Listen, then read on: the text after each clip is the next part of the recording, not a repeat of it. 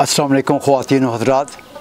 पाकिस्तान भर में तुर्क ड्रामा सीरीज़ एरतुगरुल गाज़ी अपनी भरपूर रनाइयों के साथ भरपूर तरीके से हर तरफ छाया हुआ है। लोगों के दिलों में एरतुगरुल गाज़ी ही धड़क रहा है। इस वक्त हम एरतुगरुल गाज़ी के सेट पर मौजूद हैं, जहां तुर्की की मशहूर अदाकारा दीदम बालचिन हमारे साथ है, जो इस ड्रामे में सेलजान का किरदार अदा कर रही हैं। जी हाँ, मैं सबसे पहले आपका तारुफ करवाना चाहूँगा सेलजान खानम से, जिनका नाम है दीदम बालचिन। दीदम बालचिन, सबसे पहले हम आपको खुश आमदीद कहते हैं। कैसी हैं आप? शुक्रिया बहुत बहुत। मैं दीदम बालचिन।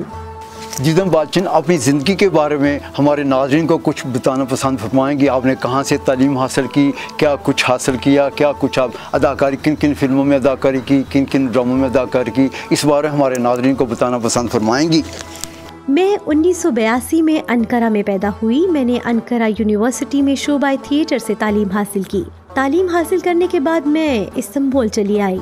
मैं इस वक्त तन्हा ही इस्तांबुल चली आई थी, जबकि मेरी फैमिली अंकारा में ही क़याम पजीर रही थी। ताहम बाद में वो भी इस्तांबुल शिफ्ट हो गए। इस्तांबुल में क़याम के दौरान मैंने कई एक ड्रामों और फिल्मों में काम किया। थिएटर में भी बहुत मुख्तलिफ रोल अदा किए। फिर सन 2013 में मुझे एरतुगरुल गाज़ी ड्रामा सीरीज में काम मिल गया और मैंने सेलजान खातून का किरदार अदा करना शुरू कर दिया। अभी मेरी नई नई शादी हुई है, सिर्फ 1 माह ही हुआ है, यानी अब मैं नई फैमिली तश्कील दे चुकी हूँ। बस वक्त इसी तरह गुजर रहा है, अपना काम जारी रखे हुए हूँ। इस दौरान कोरोना की वजह से बाहर निकलना मुश्किल है और इसी वजह से हमने भी अपना काम रोका हुआ है। ताहम इस दौरान यहाँ पर ड्रामा सीरीज कारलोश उस्मान की शूटिंग भी जारी है और मैं भी इस ड्रामे का हिस्सा हूँ।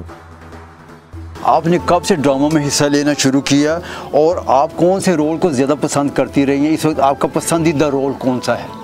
मेरे वालिद अंकारा TRT रेडियो में काम किया करते थे और वहाँ पर प्रोग्राम पेश किया करते थे और मैं 6 साल की ही उम्र में TRT के बच्चों के लिए पेश करदा प्रोग्राम में हिस्सा लेने के लिए अपना ऑडिशन दिया और इसमें कामयाब रही।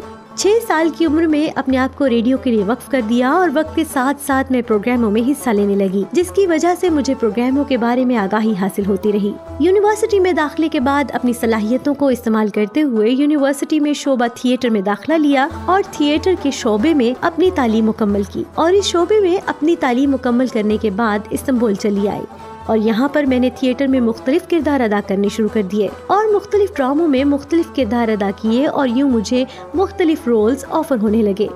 देखा जाए तो मुझे इब्तिदा में मुख्तलिफ किरदार अदा करने में मुश्किलात का भी सामना करना पड़ा, लेकिन मैंने हिम्मत नहीं हारी और कामयाबी से अपने सफर को जारी रखा। सेलजान का किरदार भी बड़ा मुश्किल किस्म का किरदार था। देखा जाए तो ये तवील अरसा जारी रहने वाला ड्रामा था और इसमें मेरा किरदार भी बड़ा तवील था, जो आखिर तक जारी रहा। इस किरदार को अदा करना बड़ा ही मुश्किल काम था, क्योंकि इस कैरेक्टर में बड़ी वैरायटी थी और बड़ा कठिन और मुश्किल कैरेक्टर था। इसके अलावा भी कई एक कैरेक्टर ऐसे हैं जो अभी भी मेरे जहन में छाए हुए हैं और मैं उनको भूल भी नहीं पाई। लेकिन जैसा कि मैं अर्ज कर चुकी हूँ, ये किरदार बहुत तवील किरदार था और मैं इसमें मुख्तलिफ औकात में मुख्तलिफ तरीकों से किरदार को निभा रही थी, जिसकी वजह से ये किरदार अभी भी मेरे जहन पर नक्श है और ये किरदार मेरी जिंदगी के अहम किरदारों में से एक बड़ा अहम किरदार है। अच्छा, अब ये सच सच बताएं कि आपने पूरा ड्रामा जो है वो स्क्रीन पर देखा है और आपके क्या तासुरात हैं? जी हाँ, मैंने ड्रामे की सारी किस्तें देखी हैं। मैंने इस ड्रामे को सिर्फ अपने किरदारों को जांचने के लिए नहीं देखा है, बल्कि ड्रामा सीरियल एरतुगरुल गाज़ी के आगाज से ही ड्रामे की बारीकियों का करीब से जायजा लिया है। हमने इस ड्रामे के हर पहलू पर नजर रखी है, क्योंकि इस ड्रामे को देखने के बाद ही आप अपने किरदार का सही जायजा ले सकते हैं और आगे चलकर अपने किरदार में मजीद निखार पैदा करते हैं और मौजू के साथ अपने आप को जोड़े रखते हैं और यूँ आपका ताल्लुक इस ड्रामे से मुसलसल कायम रहता है। अगर आप इस ड्रामे को ना देखें तो फिर आपका इस ड्रामे के साथ ताल्लुक ही अधूरा है। ये ड्रामा आम ड्रामों की तरह नहीं है, बल्कि दीगर ड्रामों से हटकर ये ड्रामा है और मैं 6 सालों से ये ड्रामा देखती चली आ रही हूँ। महमद बोजदा ने कहा था कि हमने 10,000 अफराद का जायज़ा लेने के बाद जो है वो आपका इंतखाब किया है। इस बारे में आप क्या कहना चाहेंगे? जी हाँ, सिर्फ सेलजान के किरदार के लिए ही नहीं बल्कि मुख्तलिफ किरदारों के लिए बड़ी तादाद में अदाकारों से इंटरव्यूज किए गए और इनमें से मुझे सेलजान के किरदार के लिए मुंतखब किया गया। देखा जाए तो ये मेरे लिए एक चांस था जो मुझे नसीब हुआ। मैं खुशकिस्मत हूँ कि मुझे ये किरदार दिया गया है। हाँ, दीगर लोग भी सेलजान का किरदार अदा कर सकते थे, लेकिन ये किरदार मेरी किस्मत में लिखा हुआ था, इसलिए ये किरदार मुझे मिला। और हाँ, इतनी बड़ी तादाद में से इस किरदार के लिए मुझे मुंतखब किया जाना मेरे लिए एक एजाज का बाइस है, जिस पर मैं अपने आप को खुशकिस्मत तस्वुर करती हूँ। मैं ये कह सकती हूँ कि सलजान और बुज़दार प्रोडक्शन के दरमियान एक ताल्लुक पैदा हो चुका है।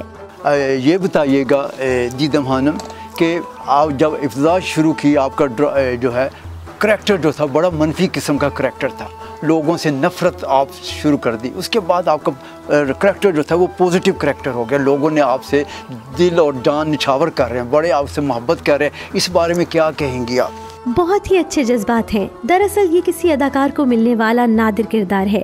ये मेरे लिए एक चांस है। पहले मैंने मनफी किरदार अदा किया और जैसा कि आपने कहा कि पहले लोगों की नफरत हासिल हुई, जी हाँ, सलजान का किरदार पहले सीजन में बड़ा ही मनफी किरदार था।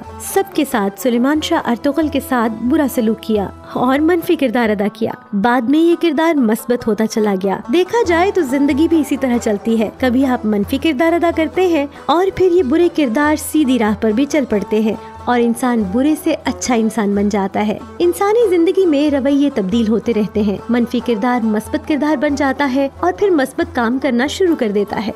सलजान भी हकीकत की अक्कासी करने वाला किरदार है। इसको भी अपनी जिंदगी में तब्दीली पैदा करने का एहसास हुआ और इस ड्रामे में उसे बचपन में डाले जाने वाले ख्यालात और अपने खानदान की तरफ से दी जाने वाली तालीम और तरबियत के बावजूद अपने खावन को कबीले का सरदार बनाने की हिर्स और हवस ने इस रास्ते पर भटका दिया और वो कबीले में फूट डलवाने की कोशिश में मसरूफ हो गई। लेकिन जब बाद में उसे ये एहसास हुआ कि ये सब कुछ वो गलत कर रही है और ये सही नहीं है, तो उसने अपने रवैये में तब्दीली पैदा कर ली और नेक सीरत खातून का रूप इख्तियार कर लिया। मेरे लिए यानी दीदम बालचिन होने के नाते ये बड़ा मुख्तलिफ तजुर्बा था और बड़ा मुख्तलिफ किरदार भी था, जिसे मैंने लोगों की मोहब्बत समेटते हुए निभाया है। यानी मैंने एक लिहाज से नया किरदार अदा किया जो मेरे लिए खुशकिस्मती का भी बाइस बना और ये चांस हर अदाकार को नसीब नहीं होता। दीदम बालचिन, आप ये बताइए कि आप 6 साल जो है इस ड्रामे में रही, 5 साल की आपकी जो है ड्रामा सीरीज थी, वो 1 साल ट्रेनिंग थी। इस दौरान आपको कोई ऐसा वाक़या याद है, वाक़ई ये है या आपके ज़हन में रहा हो, नाकाबिले फरामोश हो, इस बारे में हमारे नाज़रीन को बताना कुछ पसंद फरमाएंगी?